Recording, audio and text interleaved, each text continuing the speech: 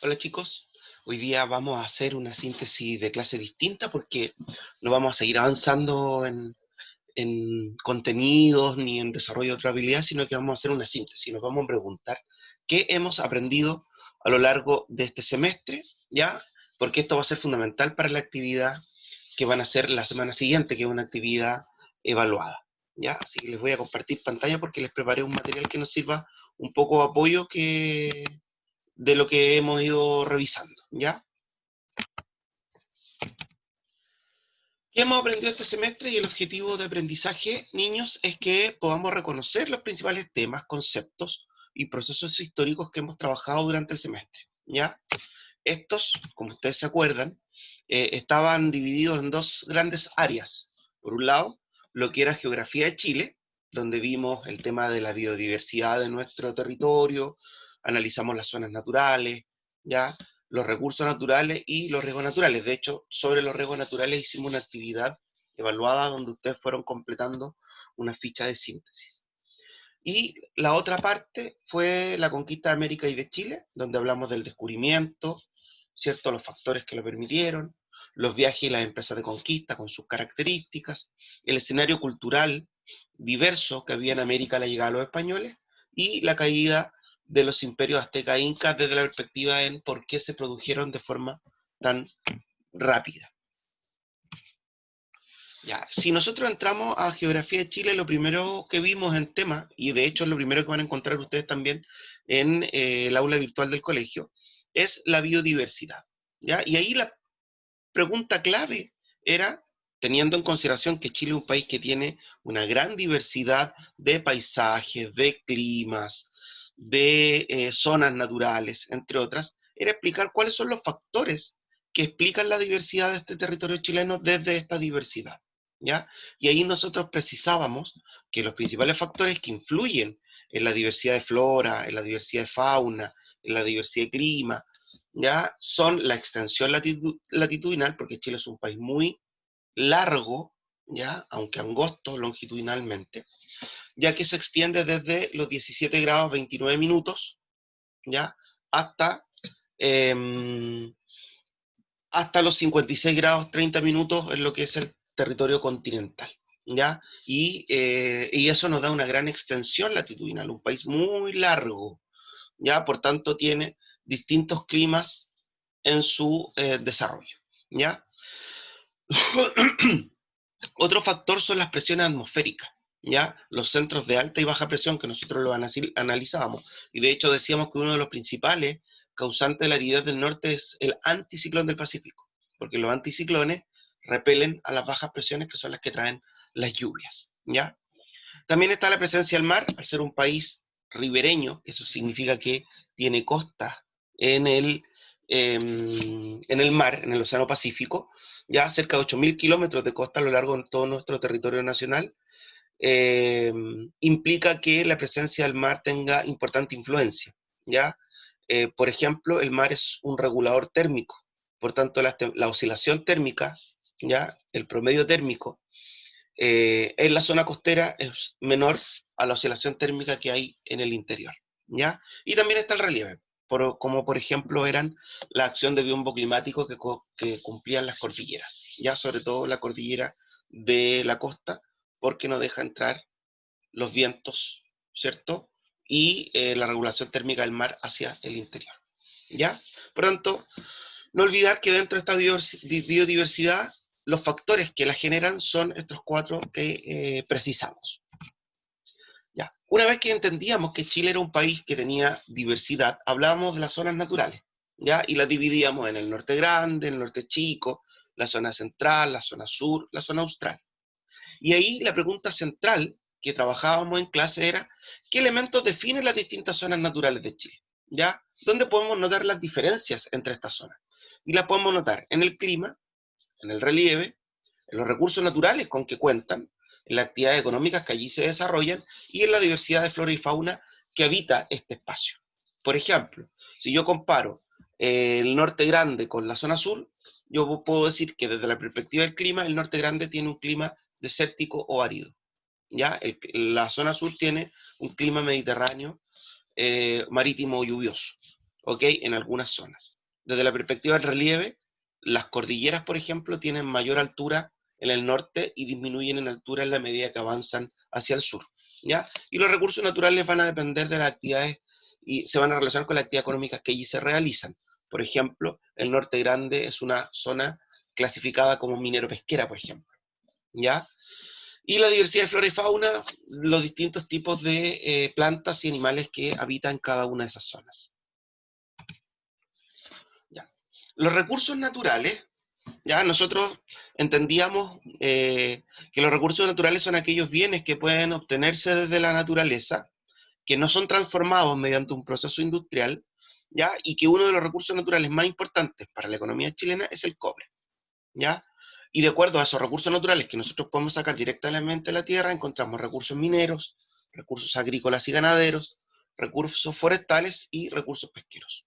Ahora, la pregunta clave cuando trabajamos esta cápsula grabada fue, ¿cómo podemos aportar a un desarrollo sostenible?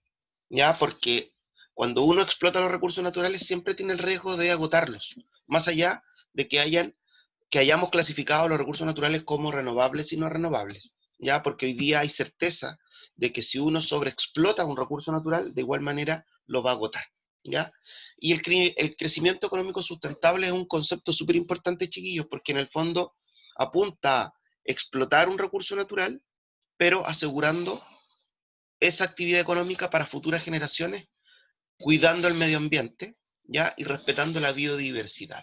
¿Cómo hacemos una explotación de recursos naturales que esté eh, centrada en la preservación de ese recurso o el cuidado de ese recurso, la no contaminación del medio ambiente o daño al medio ambiente y el mantenimiento de la biodiversidad chilena? Por ejemplo, aquí yo les puse una ficha que es similar a la que les dejé en esa cápsula grabada, que tiene que ver con la clasificación de las regiones por zonas económicas de acuerdo a los recursos naturales que allí se encuentran. Por ejemplo, el norte grande es minero pesquero, el norte chico es minero agrícola, la sexta y séptima región, que corresponde a la zona central, son agroindustriales, la novena y décima silvo agropecuarias, acuérdense que silvo viene de la actividad forestal, madera y celulosa, agro es agricultura y pecuaria es ganadería, ¿ya? Y la zona austral chilena es una zona ganadera con potencial energético, acuérdense que ahí hay petróleo principalmente. Y las regiones industriales son las tres regiones más importantes, por la quinta, la región metropolitana y la octava.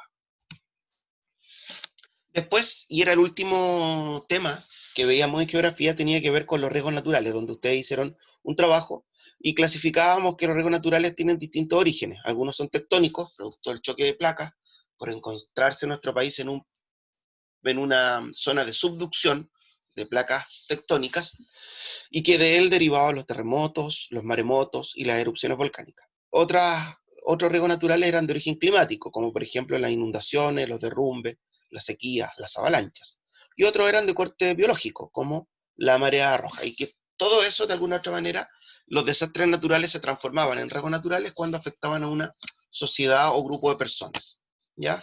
Una de las cosas importantes, chiquillos, que dijimos que los riesgos naturales eh, no se pueden predecir. Yo no puedo decir, oye, mañana va a ocurrir un temblor o un terremoto, pero sí los puedo prevenir desde el punto de vista de las consecuencias que pueden tener.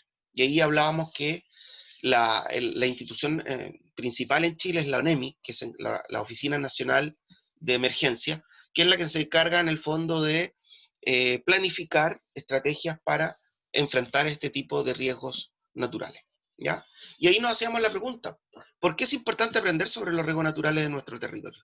¿Ya? Y ahí una de las respuestas que surgió en clase, y que fue muy interesante, es que es importante saber de los riesgos naturales, chicos, porque generalmente los riesgos naturales se transforman en riesgos naturales porque nosotros mismos, los hombres, los seres humanos, hombres y mujeres, potenciamos esos riesgos naturales en cuanto a sus daños.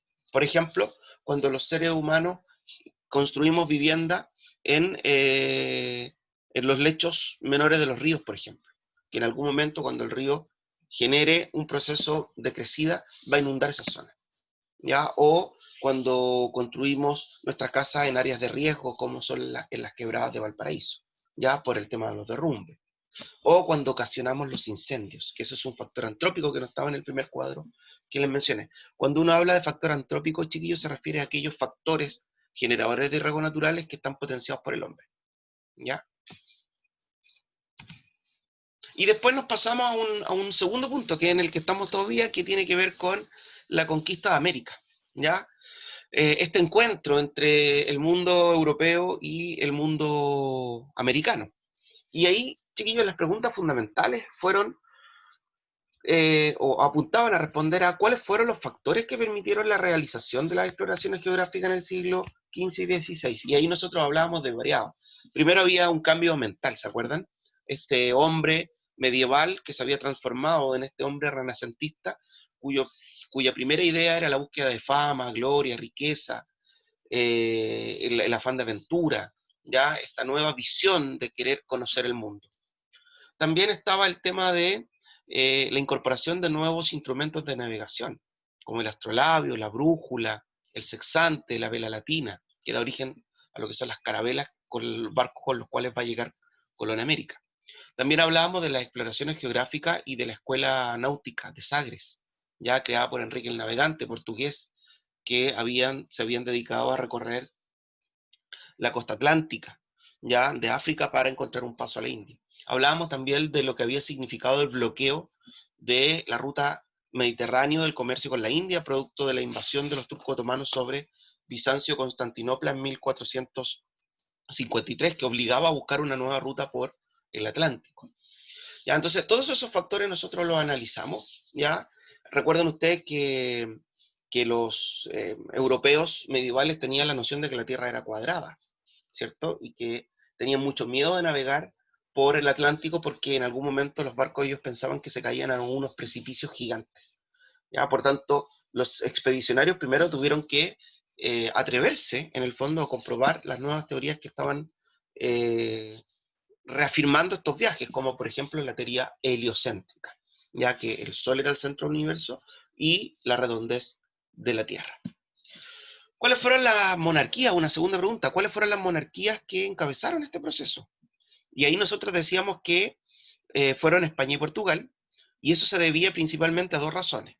Una, que ellas estaban posicionadas geográficamente en el Atlántico, que era la ruta para llegar a la India, porque el Mediterráneo había sido bloqueado, eran una península en el Océano Atlántico, y también porque reciben los beneficios territoriales del Papa a través de la bula intercaetera en 1493, que dona y divide estos territorios a conquistar entre el rey de España y el rey de Portugal, por su espíritu de cruzada que habían tenido ellos en la expansión de los turcos otomanos, de los musulmanes, del propio territorio de la península ibérica. Ya, por tanto, se suma ahí también el ideal de evangelización de estos nuevos territorios a conquistar. Ya, ¿y cuáles fueron las motivaciones de los exploradores europeos? Bueno, esto lo veíamos bastante a través de la lectura y análisis de documentos que ustedes hicieron en el libro. La idea de buscar fama, gloria, riqueza personal. También el ideal de evangelizar, ya, de transformarse en señores en estas nuevas tierras, entre otras cosas.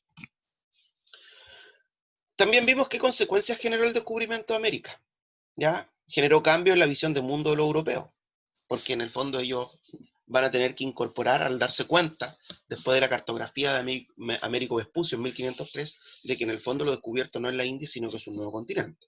¿Ya? Obviamente que eso cambia la cosmovisión mundial. También hay un impacto en el encuentro entre el mundo europeo y el mundo americano, porque muchas cosas de Europa llegan a América y muchas cosas de América llegan a Europa. Y eso donde mejor se ve, chiquillos, es en el tema del arte culinario, en la comida. ¿Ya? Por ejemplo, hay productos europeos que llegan a Chile, que llegan a América, y que nosotros no lo teníamos. Y hay productos que llegan a Europa que ellos no lo tenían y son provenientes de América. También hay una crisis demográfica en la población nativa. Disminuye considerablemente el número de indígenas que habían en América al momento de la llegada de los españoles, una vez que se produce el proceso de conquista. Y, como nosotros lo vimos en hace poquitas clases, la desintegración de los imperios aztecas e incas. Hablamos también, otro tema importante, de las empresas de conquista.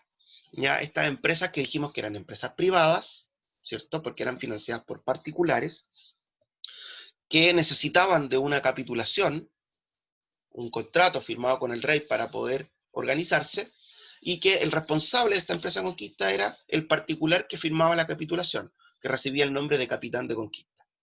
Ya, ¿cuáles eran las motivaciones de los hombres de la hueste? Acuérdense que la hueste es el grupo que acompaña al capitán de conquista en esta expedición y que está compuesto por un número importante de soldados, ¿cierto? Hombres de armas, indios auxiliares, sacerdotes que tienen que venir por este tema ideal de la evangelización y en raros casos con alguna que otra mujer, ¿ya? ¿Cuáles eran las motivaciones? El recibir parte del botín de lo que iban a conquistar, tierras, indios de encomienda, ¿cierto? Obtener fama, obtener riqueza, entre otras cosas. ¿Y qué requisitos se exigían para poder organizar una empresa de conquista?